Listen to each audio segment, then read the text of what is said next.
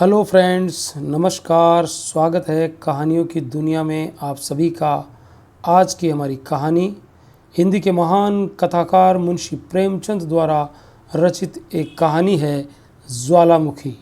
ज्वालामुखी एक अद्भुत कहानी है, ऐशगढ़ की एक सुंदर पिशाचिनी की रहस्यमयी कहानी, जिसे सुनकर रोंगटे खड़े हो जाएंगे। ऐसी कहानी जिसका शीर्षक है ज्वालामुखी। तो शुरू करते हैं कहानी। डिग्री लेने के बाद मैं नित्य लाइब्रेरी जाया करता, पत्रों या किताबों का अवलोकन करने के लिए नहीं। किताबों को तो मैंने छूने की कसम खा ली थी। जिस दिन गज़ट में अपना नाम देखा, उसी दिन मिल और कैंट को उठाकर ताक पर रख दिया। मैं केवल अंग्रेजी पत्रों के वांटेड कॉलमों को पढ़ता था। जीवन यात्रा की फिक्र सवार थी। मेरे दादा या परदादा ने किसी अंग्रेज़ को गदर के दिनों में बचाया होता अथवा किसी इलाके का ज़मींदार होता तो कहीं नॉमिनेशन के लिए उद्योग करता, पर मेरे पास कोई सिफारिश न थी। शौक, कुत्ते, बिल्लियों और मोटरों की मांग सबको थी, पर बीए पास का कोई पुरसहाल न था। महीनों इसी तरह दौड़ते गुजर गए, पर अपनी रुचि के अनुसार कोई जगह न नज़र आई।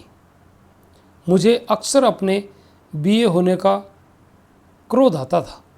ड्राइवर, फायरमैन, मिस्त्री, खानसामा या बावर्ची होता तो मुझे इतने दिनों तक बेकार न बैठना पड़ता। एक दिन मैं चारपाई पर लेटा हुआ एक पत्र पढ़ रहा था कि मुझे एक मांग अपनी इच्छा के अनुसार दिखाई दी। किसी रईस को एक ऐसे प्राइवेट सेक्रेटरी की ज़रूरत थी जो विद्वान, रसिक, सहृदय और रूपवान हो। वेतन 1000 मासिक। मैं उछल पड़ा। कहीं मेरा भाग्य उदय हो जाता और ये पद मुझे मिल जाता तो जिंदगी चैन से कट जाती। उसी दिन मैंने अपना विनय पत्र अपने फ़ोटो के साथ रवाना कर दिया, पर अपने आत्मीय गणों में किसी से इसका जिक्र न किया कि कहीं लोग मेरी हंसी ना उड़ाए। मेरे लिए 30 रुपये मासिक भी बहुत थे। 1000 कौन देगा? पर दिल से ये ख्याल दूर न होता।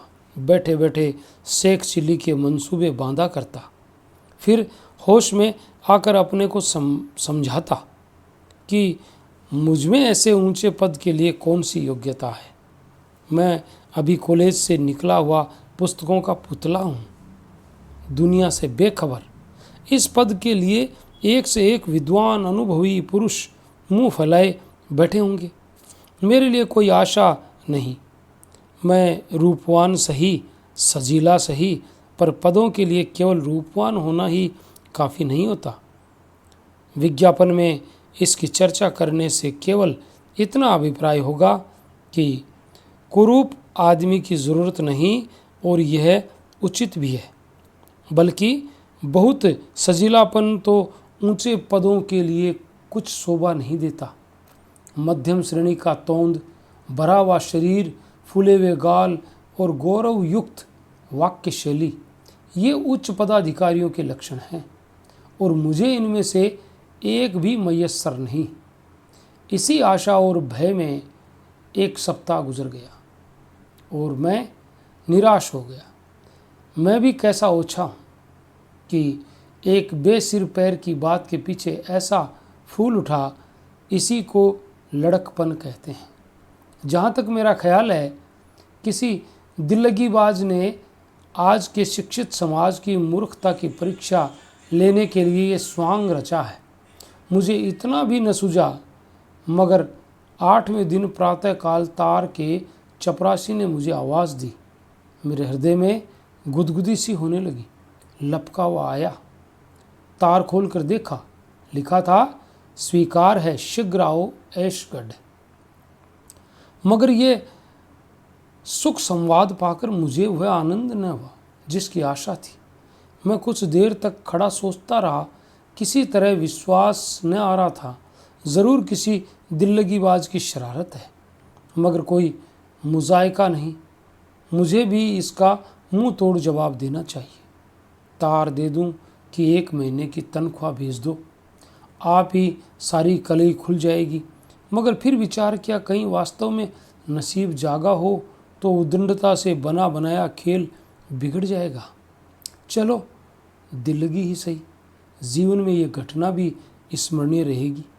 इस तिलिस्म को खोल ही डालूं, ये निश्चय करके तार द्वार की सूचना दे दी और सीधे रेलवे स्टेशन पर पहुंचा। पूछने पर मालूम हुआ कि वह स्थान दक्षिण की ओर है। टाइम टेबल में उसका वृतांत विस्तार के साथ लिखा हुआ था। स्थान अति रमणीय है, पर जलवायु स्वास्थ्यकर नहीं। मैं हष्ट पुष्ट नवयुवकों पर उसका असर शीघ्र नहीं होता। दृश्य बहुत मनोहर है, पर जहरीले जानवर बहुत मिलते हैं। यथासाध्य अंधेरी घाटियों में न जाना चाहिए। ये वृतांत पढ़कर उत्सुकता और भी बढ़ी। जहरीले जानवर हैं तो हुआ करें, कहीं कहाँ नहीं है।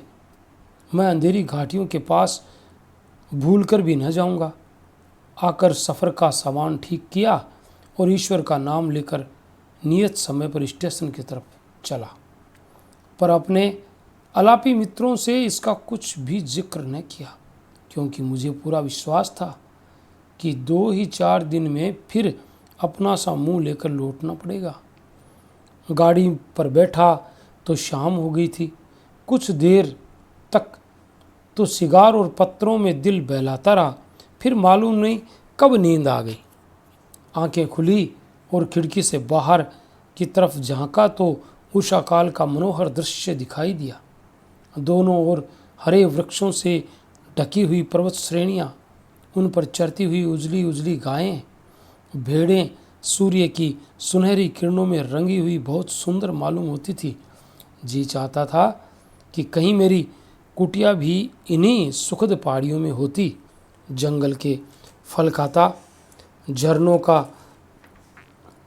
ताज़ा पानी पीता और आनंद से गीत गाता। यकायक दृश्य बदला।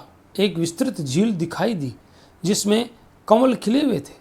कहीं उजले उजले पक्षी तैर रहे थे और कहीं छोटी छोटी डोंगियां निर्मल आत्माओं के सदृश डगमगाती चली जा रही थी। ये दृश्य भी बदला। पहाड़ियों के दामन में एक गांव नजर आया, झाड़ियों और वृक्षों से ढका हुआ, मानो शांति और संतोष ने यहाँ अपना निवास स्थान बनाया हो। कहीं बच्चे खेल रहे थे, कहीं गाय के बछड़े किलोल कर रहे थे। फिर एक घना जंगल मिला। झुंड के झुंड हिरण दिखाई दिए, जो गाड़ी की हकार सुनते ही चौकड़ियाँ भरते हुए दूर भाग जाते थे। ये सब दृश्य स्वप्न के चित्रों के समान आंखों के सामने आते थे और एक क्षण में गायब हो जाते थे। उनमें एक अवर्णनीय शांतिदायिनी शोभा थी, जिससे दृश्य में आकांक्षाओं के आवेग उठने लगते थे। आखिर ऐशगढ़ निकट आया। मैंने बिस्तर संभाला। जरा देर में सिग्नल दिखाई दिया। मेरी छाती धड़कने लगी। गाड़ी रुकी। मैंने उतर कर इधर उधर देखा। कुलियों को पुकारने लगा कि इतने में 2 वर्दीवाल पहने हुए आदमियों ने आकर मुझे सादर सलाम किया और पूछा, आप से आ रहे हैं ना? चलिए, मोटर तैयार है। मेरी बाँछें खिल गई। अब तक कभी मोटर पर बैठने का सौभाग्य न हुआ था। शान के साथ जा बैठा। मन में बहुत लज्जित था कि ऐसे फटे हाल क्यों आया। अगर जानता कि सचमुच सौभाग्य सूर्य चमका है तो ठाट बाट से आता। खैर, मोटर चली। दोनों तरफ मोलश्री के सघन वृक्ष थे। सड़क पर लाल बजरी बिछी हुई थी। सड़क हरे भरे मैदान में किसी सुरम्य जलधारा के सदृश बल खाती चली गई थी। 10 मिनट भी न गुजरे होंगे कि सामने एक शांतिमय सागर दिखाई दिया। सागर के उस पार पहाड़ी पर एक विशाल भवन बना हुआ था। भवन अभिमान से सिर उठाए हुए था। सागर संतोष से नीचे लेटा हुआ। सारा दृश्य काव्य, श्रृंगार और आमोद से भरा हुआ था। हम सदर दरवाजे पहुँचे। यहाँ आदमियों ने दौड़कर मेरा स्वागत किया। इनमें से एक शौकीन मुंशी जी थे जो बाल संवारे आँखों में सुरमा लगाए हुए थे।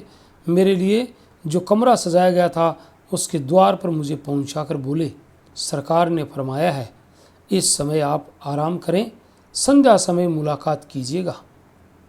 मुझे अब तक इसकी कुछ खबर न थी कि ये सरकार कौन है। न मुझे किसी से पूछने का साहस हुआ, क्योंकि अपने स्वामी के नाम तक से अनभिज्ञ होने का परिचय नहीं देना चाहता था। मगर इसमें कोई संदेह नहीं कि मेरा स्वामी बड़ा सज्जन मनुष्य था। मुझे इतने आदर सत्कार की कदापि आशा न थी। अपने सुसज्जित कमरे में जाकर जब मैं एक आराम कुर्सी पर बैठा तो हर्ष से विह्वल हो गया। पहाड़ियों की तरफ से शीतल वायु के मंद मंद झोंके आ रहे थे। सामने छज्जा था, नीचे झील थी, सांप के केंचुले के सदृश छाया और प्रकाश से पूर्ण, और मैं जिसे भाग्य देवी ने सदैव अपना सौतेला लड़का समझा था, इस समय जीवन में पहली बार निर्विघ्न आनंद का सुख उठा रहा था। तीसरे पहर उन्हीं शौकीन मुंशी जी ने आकर इतला दी कि सरकार ने याद किया है। मैंने इस बीच में बाल बना लिए थे। तुरंत अपना सर्वोत्तम सूट पहना और मुंशी जी के साथ सरकार की सेवा में चला। इस समय मेरे मन में ये शंका उठ रही थी कि कहीं मेरी बातचीत से स्वामी असंतुष्ट न हो जाए और उन्होंने मेरे विषय में जो विचार स्थिर किए हों उनमें कोई अंतर न पड़ जाए। तथापि मैं अपनी योग्यता का परिचय देने के लिए खूब तैयार था। हम कई बरामदों से होते हुए अंत में सरकार के कमरे के दरवाजे पर पहुँचे। रेशमी पर्दा पड़ा हुआ था। मुंशी जी ने पर्दा उठाकर मुझे इशारे से बुलाया। मैंने कांपते हुए हृदय से कमरे में कदम रखा और आश्चर्य से चकित हो गया। मेरे सामने सौंदर्य की ज्वाला दीप्तिमान थी। फूल भी सुंदर है और दीपक भी सुंदर है। फूल में ठंडक और सुगंधी है, दीपक में प्रकाश और उद्दीपन है। फूल पर भ्रमर उड़ उड़कर उसका रस लेता है, दीपक पर पतंग जलकर राख हो जाता है। मेरे सामने कारचौबी मसनद पर जो सुंदरी विराजमान थी वह सौंदर्य की प्रकाशमय ज्वाला थी। फूल की पंखुड़ियाँ हो सकती हैं, ज्वाला को विभक्त करना असंभव है। उसके एक एक अंग की प्रशंसा करना ज्वाला को काटना है। वह नक्शिक तक एक ज्वाला थी, वही दीपन, वही चमक, वही लालिमा, वही प्रभा। कोई चित्रकार प्रतिभा सौंदर्य का इससे अच्छा चित्र नहीं खींच सकता था। रमणी ने मेरी तरफ वात्सल्य दृष्टि से देखकर कहा, आपको सफ़र में कोई विशेष कष्ट तो नहीं हुआ? मैंने संभल कर उत्तर दिया, जी नहीं, कोई कष्ट नहीं हुआ। रमणी, ये स्थान पसंद आया? मैंने साहसपूर्ण उत्साह के साथ जवाब दिया, ऐसा सुंदर स्थान पृथ्वी पर न होगा। हाँ, गाइड बुक देखने से विदित हुआ कि यहाँ की जलवायु जैसी सुखद प्रकट होती है, यथार्थ में वैसा नहीं। विषैले पशुओं की भी शिकायत थी। ये सुनते ही रमणी का मुख सूर्य कांतिहीन हो गया। मैंने तो ये चर्चा इसलिए कर दी थी जिससे प्रकट हो जाए कि वहाँ आने में मुझे भी कुछ त्याग करना पड़ा है। पर मुझे ऐसा मालूम हुआ कि इस चर्चा से उसे कोई विशेष दुख हुआ। पर क्षण भर में सूर्य मेघमंडल से बाहर निकल आया और बोली, ये स्थान अपनी रमणीयता के कारण बहुधा लोगों की आंखों में खटकता है। गुण का निरादर करने वाले सभी होते हैं, और यदि जलवायु कुछ हानिकर हो भी तो आप जैसे बलवान मनुष्य को इसकी क्या चिंता हो सकती है। रहे विषैले जीव जंतु, वह आपके नेत्रों के सामने विचर रहे हैं। अगर मोर, हिरण और हंस विषैले जीव हैं तो निसंदेह यहाँ विषैले जीव बहुत हैं। मुझे संशय हुआ कि कहीं मेरे कथन से उसका चित्त खिन्न न हो गया हो। गर्व से बोला, गाइड बुकों पर विश्वास करना सर्वथा भूल है। इस वाक्य से सुंदरी का हृदय खिल गया। बोली, आप स्पष्टवादी मालूम होते हैं और ये मनुष्य का एक उच्च गुण है। मैं आपका चित्र देखते ही समझ गई थी। आपको ये सुनकर आश्चर्य होगा कि इस पद के लिए मेरे पास 1 लाख से अधिक प्रार्थना पत्र आए थे। कितने ही एमए थे, कोई डीएससी था, कोई जर्मनी से पीएचडी की उपाधि प्राप्त किए हुए था। मानो यहाँ मुझे किसी दार्शनिक विषय की जांच करानी थी। मुझे अब की बार ये अनुभव हुआ कि देश में उच्च शिक्षित मनुष्यों की इतनी भरमार है। कई महाशयों ने स्वरचित ग्रंथों की नामावली लिखी थी। मानो देश में लेखकों और पंडितों की ही आवश्यकता है। कालगति का लेश मात्र भी परिचय नहीं है। प्राचीन कर्म कथाएँ अब केवल अंधभक्तों के रसास्वादन के लिए ही हैं, उनसे और कोई लाभ नहीं। ये भौतिक उन्नति का समय है। आजकल लोग भौतिक सुख पर अपने प्राण अर्पण कर देते हैं।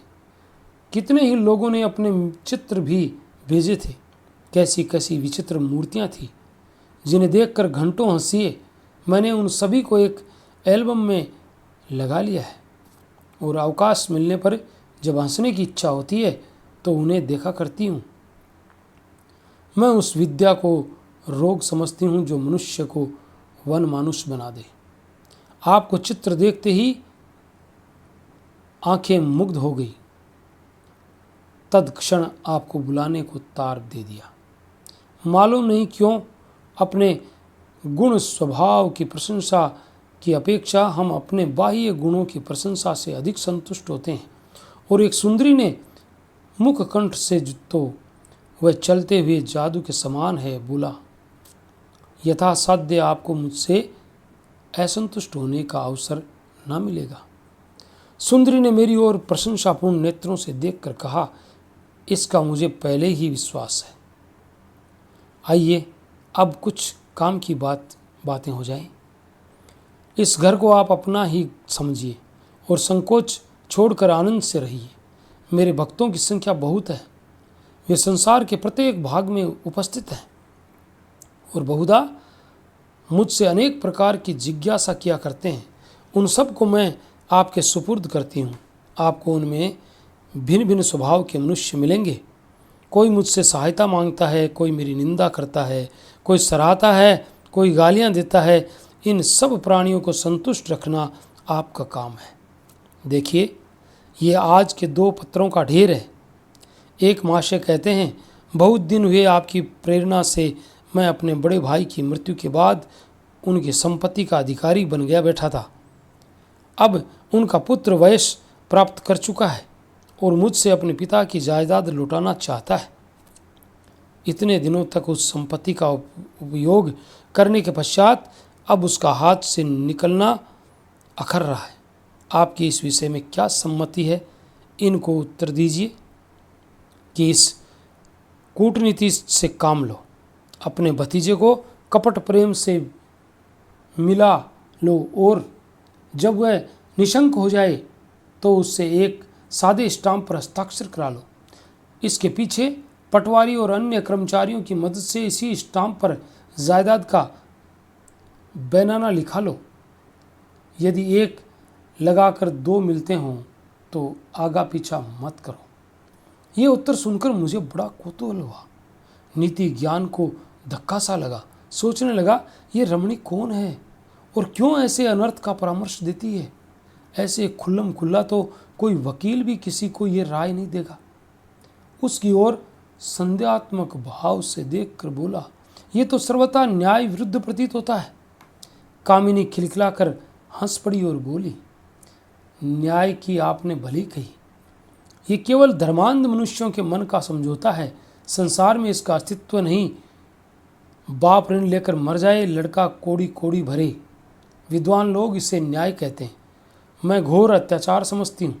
इस न्याय के पर्दे में गांठ के पूरे महाजन की हेंकड़ी साफ झलक रही है। एक डाकू किसी भद्र पुरुष के घर में डाका मारता है। लोग उसे पकड़कर कैद कर लेते हैं। धर्मात्मा लोग इसे भी न्याय कहते हैं, किंतु यहाँ भी वही धन और अधिकार की प्रचंडता है। भद्र पुरुष ने कितने ही घरों को लूटा, कितनों ही का गला दबाया और इस प्रकार धन संचय किया। किसी को भी उन्हें आंखें दिखाने का साहस न हुआ। डाकू ने जब उनका गला दबाया तो वह अपने धन और प्रभुत्व के बल से उस पर वज्र प्रहार कर बैठे। मैं इसे न्याय नहीं कहती। संसार में धन, छल, कपट, धूर्तता का राज्य है। यही जीवन संग्राम है। यहाँ प्रत्येक साधन जिससे हमारा काम निकले, जिससे हम अपने शत्रुओं पर विजय पा सकें, न्यायानुकूल और उचित है। धर्मयुद्ध के दिन अब नहीं रहे। ये देखिए, एक दूसरे सज्जन का पत्र है।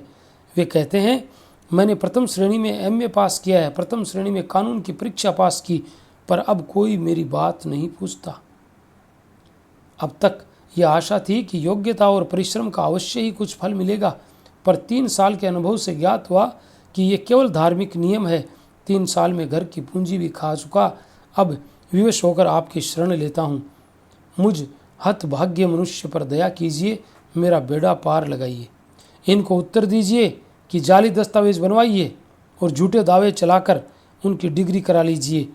थोड़े ही दिनों में आपका कलेश निवारण हो जाएगा। ये देखिए, एक सज्जन और कहते हैं, लड़की सयानी हो गई है। जहाँ जाता हूँ लोग दायज की गठरी मांगते हैं। यहाँ पेट की रोटियों का भी ठिकाना नहीं। किसी तरह भलमानसी निभा रहा हूँ। चारों ओर निंदा हो रही है। जो आज्ञा हो उसका पालन करूँ। इन्हें लिखिए, कन्या का विवाह किसी बूढ़े खर्राट सेठ से कर दीजिए। वह दहेज लेने की जगह कुछ उल्टे और दे जाएगा। अब आप समझ गए होंगे कि ऐसे जिज्ञासुओं को किस ढंग से उत्तर देने की आवश्यकता है।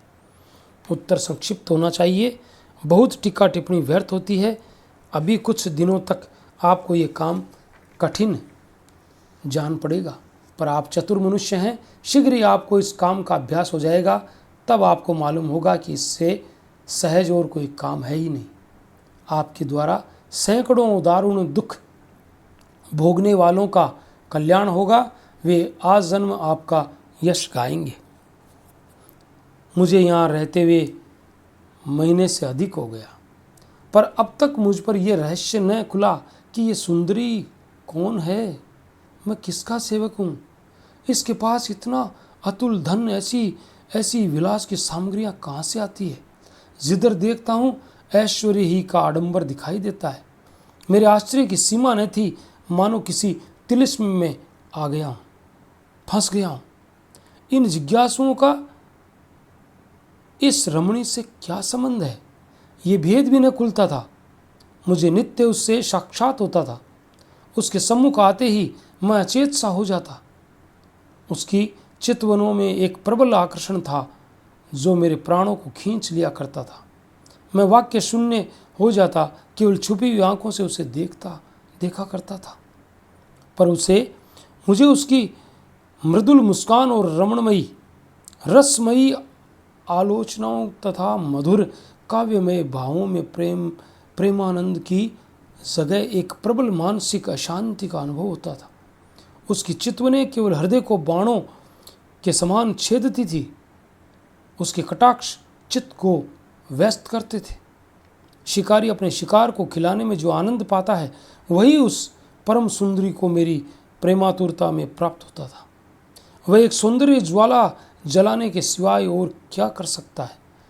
तिस पर भी मैं पतंग की भांति उस ज्वाला पर अपने आप को समर्पण करना चाहता था। यही आकांक्षा होती थी कि उन पद कमलों पर सिर रखकर प्राण दे दूं। ये केवल एक उपासक की भक्ति थी, काम और वासना से शून्य। कभी कभी जब वह संध्या समय अपने मोटर बोट पर बैठकर सागर की सैर करती तो ऐसा जान पड़ता था मानो चंद्रमा आकाश लालिमा में तैर रहा है। मुझे इस दृश्य में अनुपम सुख प्राप्त होता था। मुझे अब अपने नियत कार्यों का खूब अभ्यास हो गया था। मेरे पास प्रतिदिन पत्रों का एक पोथा पहुंच जाता था। मालूम नहीं डाक से आता था। लिफाफों पर कोई मोहर न होती थी। मुझे इन जिज्ञासुओं में बहुधा वे लोग मिलते थे जिनका मेरी दृष्टि में बड़ा आदर था। कितने ही ऐसे महात्मा थे जिनमें मुझे श्रद्धा थी। बड़े बड़े विद्वान, लेखक, अध्यापक, बड़े बड़े ऐश्वर्यवान रईस, यहाँ तक कि कितने ही धर्म के आचार्य नित्य अपनी राम कहानी सुनाते थे। उनकी दशा अत्यंत करुणाजनक थी। वह सब मुझे रंगे हुए शियार दिखाई देते थे। जिन लेखकों को मैं अपनी भाषा का स्तंभ समझता था, उनसे घृणा होने लगी। वह केवल उच्चक्य थे जिनकी सारी कीर्ति चोरी, अनुवाद और कतर ब्योंत पर निर्भर थी। जिन धर्म के आचार्यों को मैं पूज्य समझता था, वे स्वार्थ, तृष्णा, घोर नीचता के दलदल में फंसे हुए दिखाई देते थे। मुझे धीरे धीरे यह अनुभव हो रहा था कि संसार की उत्पत्ति से अब तक लाखों शताब्दियां बीत जाने पर भी मनुष्य वैसा क्रूर, वैसा ही वासनाओं का गुलाम बना हुआ है।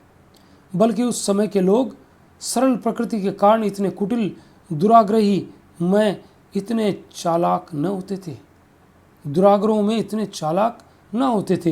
एक दिन संध्या समय उस रमणी ने मुझे बुलाया। मैं अपने घमंड में ये समझता था कि मेरे बांकीपन पर कुछ न कुछ असर उस पर भी होता है। अपना सर्वोत्तम सूट पहना, बाल संवारे, विरक्त भाव से जाकर बैठ गया। यदि वह मुझे अपना शिकार बनाकर खेलती थी तो मैं भी शिकार बनकर उसे खिलाना चाहता था। ज्यों ही मैं पहुंचा, उस लापवण्य मई ने मुस्कुराकर मेरा स्वागत किया, पर मुखचंद्र कुछ मलिन था। मैंने अधीर होकर पूछा, सरकार का जी तो अच्छा है? उसने निराश भाव से उत्तर दिया, जी हाँ, 1 महीने से एक कठिन रोग में फंस गई हूँ। अब तक किसी भांति अपने को संभाल सकी हूँ, पर अब रोग असाध्य होता जा रहा है। उसकी औषधि एक निर्दयी मनुष्य के पास है। वह मुझे प्रतिदिन तड़पते देखता है, पर उसका पाषाण हृदय जरा भी नहीं पसीजता। मैं इशारा समझ गया। सारे शरीर में एक बिजली सी दौड़ गई, सांस बड़े वेग से चलने लगी, एक उन्मत्तता का अनुभव होने लगा। निर्भय होकर बोला, संभव है जिसे आपने निर्दय समझ रखा हो वह भी आपको ऐसा ही समझता हो और भय से मुंह खोलने का साहस न कर सकता हो। सुंदरी ने कहा, तो फिर ऐसा उपाय बताइए जिससे दोनों ओर की आग बुझे। प्रियतम, अब मैं अपने हृदय की दहकती हुई विराग्नि को नहीं छिपा सकती। मेरा सर्वस्व आपकी भेंट है। मेरे पास वे खजाने हैं जो कभी खाली न होंगे। मेरे पास वह साधन है जो आपकी कीर्ति को शिखर तक पहुंचा देंगे। समस्त संसार को आपके पैरों पर झुका सकती हूँ। बड़े बड़े सम्राट भी मेरी आज्ञा को नहीं टाल सकते। मेरे पास वह मंत्र है जिससे मैं मनुष्य के मनोवेगों को क्षण मात्र में पलट सकती हूँ। आइए, मेरे हृदय से लिपटकर इस दाह क्रांति को शांत कीजिए। रमणी के चेहरे पर जलती हुई आग की सी कांति थी। वह दोनों हाथ फैलाए कामोन्मत्त होकर मेरी ओर बढ़ी। उसकी आंखों से आग की चिंगारियां निकल रही थी, परंतु जिस प्रकार अग्नि से पारा दूर भागता है, उसी प्रकार मैं भी अब उसके सामने से एक कदम पीछे हट गया। उसकी इस प्रेमातुरता में से मैं भयभीत हो गया, जैसे कोई निर्धन मनुष्य किसी के हाथों सोने की ईंट लेते हुए भयभीत हो जाए। मेरा चित्त एक अज्ञात शंका से कांप उठा। रमणी ने मेरी ओर अग्निमय नेत्रों से देखा, मानो किसी सिंहनी के मुंह से उसका आहार छिन जाए, और सरोस होकर बोली, ये भीरुता क्यों? मैं आपका एक तुच्छ सेवक हूँ, इस महान आदर का पात्र नहीं। रमणी, आप मुझसे घृणा करते हैं। ये आपका मेरे साथ अन्याय है। मैं इस योग्य भी तो नहीं कि आपके तलवों को आंखों से लगाऊं। आप दीपक हैं, मैं पतंग हूँ। मेरे लिए इतना ही बहुत है। रमणी नैराश्यपूर्ण क्रोध के साथ बैठ गई और बोली, वास्तव में आप निर्दयी हैं। मैं ऐसा न समझती थी। आप में अभी तक अपनी शिक्षा के कुसंस्कार लिपटे हुए हैं। पुस्तकों और सदाचार की बेड़ी आपके पैरों से नहीं निकली। मैं शीघ्र ही अपने कमरे में चला आया और चित्त के स्थिर होने पर जब मैं इस घटना पर विचार करने लगा तो मुझे ऐसा मालूम हुआ कि मैं अग्निकुंड में गिरते गिरते बचा। कोई गुप्त शक्ति मेरी सहायक हो गई। ये गुप्त शक्ति क्या थी? मैं जिस कमरे में ठहरा हुआ था उसके सामने झील के दूसरी तरफ एक छोटा सा झोंपड़ा था। उसमें एक वृद्ध पुरुष रहा करते थे। उनकी कमर तो झुक गई थी, पर चेहरा तेजमय था। वह कभी कभी इस महल में आया करते थे।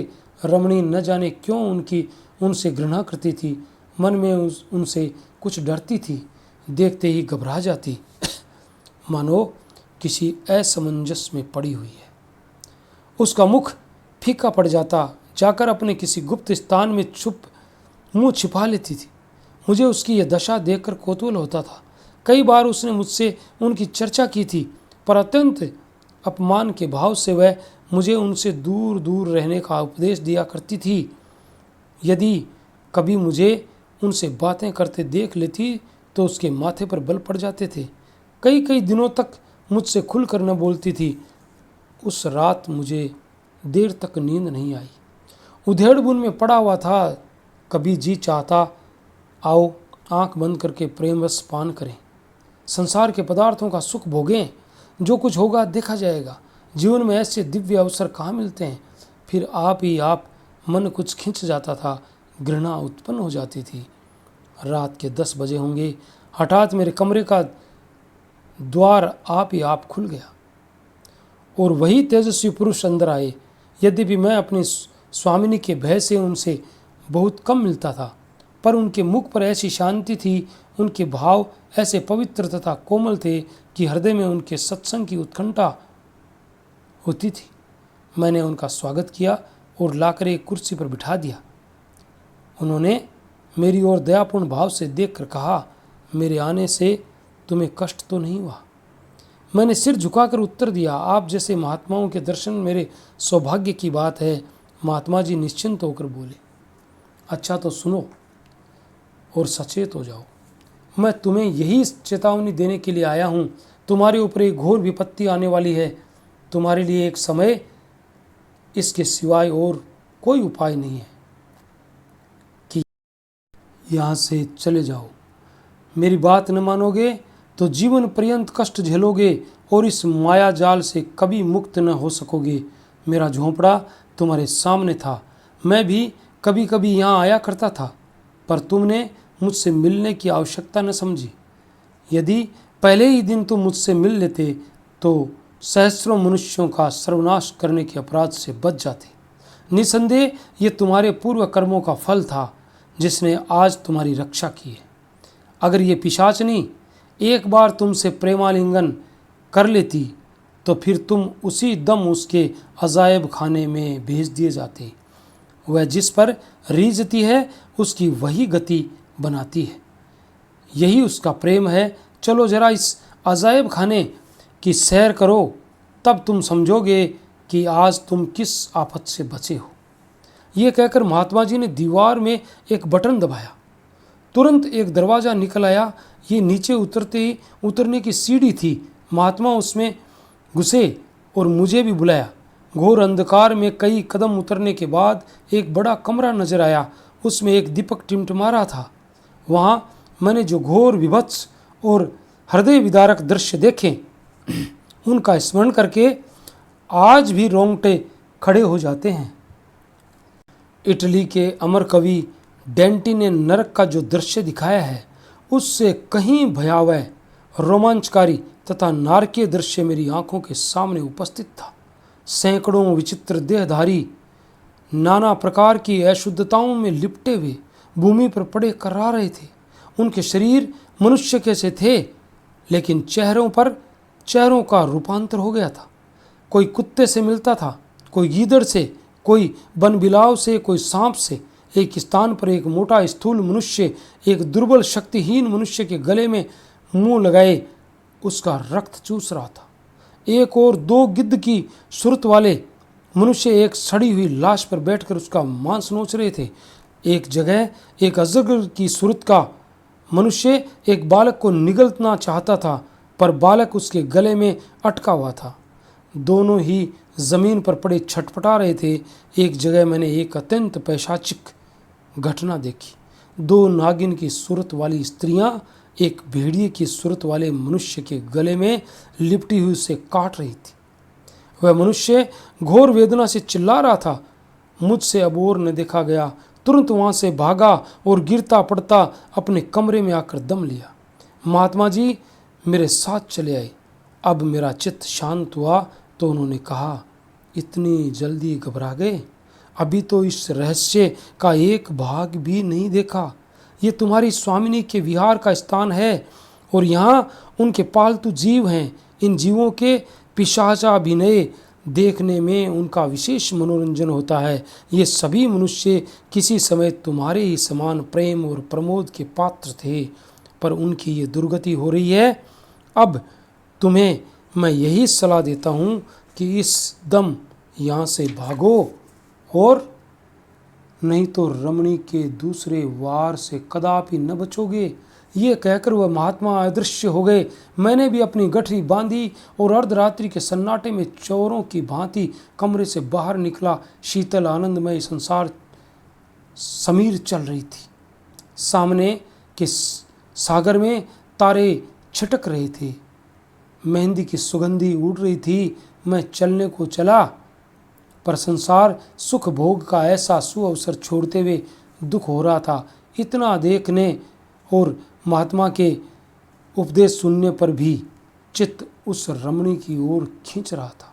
मैं कई बार चला, कई बार लौटा, पर अंत में आत्मा ने इंद्रियों पर विजय पा ली। मैंने सीधा मार्ग छोड़ दिया और झील के किनारे किनारे गिरता पड़ता कीचड़ में फंसता सड़क तक आ पहुंचा। यहाँ आकर मुझे एक विचित्र उल्लास हुआ, मानो कोई चिड़िया बाज के चुंगल से छूट गई हो। यद्यपि मैं एक मास के बाद लौटा था, पर अब जो देखा तो अपनी चारपाई पर पड़ा हुआ था। कमरे में जरा भी गर्द या धूल न थी। मैंने लोगों के इस घटना की चर्चा की तो लोग खूब हंसे, और मित्रगण तो अभी तक मुझे प्राइवेट सेक्रेटरी कहकर बनाया करते हैं। सभी कहते हैं कि मैं 1 मिनट के लिए भी कमरे से बाहर नहीं निकला। महीने भर की तो बात ही क्या। इसलिए अब मुझे भी विवश होकर यही कहना पड़ता है कि शायद मैंने कोई स्वप्न देखा हो। कुछ भी हो, परमात्मा को कोटि कोटि धन्यवाद देता हूँ कि मैं उस पाप कुंड से बचकर निकल आया। वह चाहे स्वप्न ही हो, पर मैं उसे अपने जीवन का एक वास्तविक अनुभव समझता हूँ, क्योंकि उसने सदैव के लिए मेरी आंखें खोल दी थी। तो ये थी मुंशी प्रेमचंद द्वारा रचित एक अद्भुत कहानी। अगर आपको अच्छी लगी है तो हमारे चैनल को जाते जाते एक लाइक और सब्सक्राइब कीजिए, और मिलते हैं कल किसी नई कहानी के साथ। तब तक all the best. Thanks for watching.